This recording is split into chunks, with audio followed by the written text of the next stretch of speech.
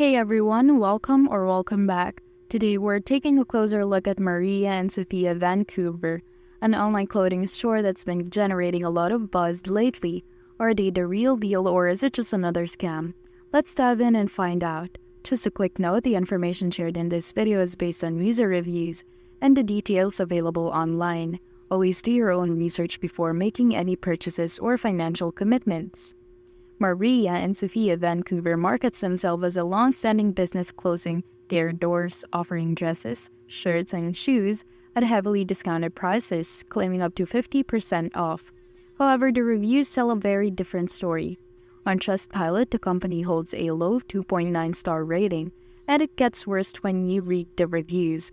A recent customer shared that they ordered a shirt advised as cotton or linen, but when it arrived, it was made of cheap polyester and poorly constructed. They also mentioned that the same item was being sold for significantly cheaper on Temu. But the real kicker, when they tried to return the item, Maria and Sofia's customer service offered them only partial refunds or gift cards instead of honoring their return policy. And it doesn't stop there. Other customers have reported similar issues. One even said they had to contact their bank's fraud department after being stuck with low-quality items and no refund.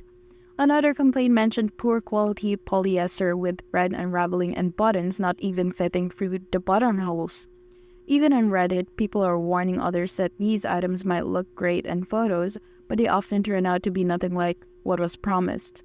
One customer mentioned a dress with a unique sardine print that was also available on AliExpress, but of course it turned out to be cheap polyester. So is Maria and Sofia Vancouver a scam?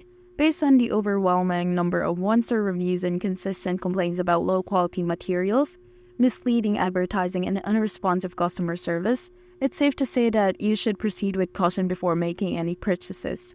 If you've had any experiences with Maria and Sofia, let us know in the comments below. Have you been scammed, or did you get what you expected?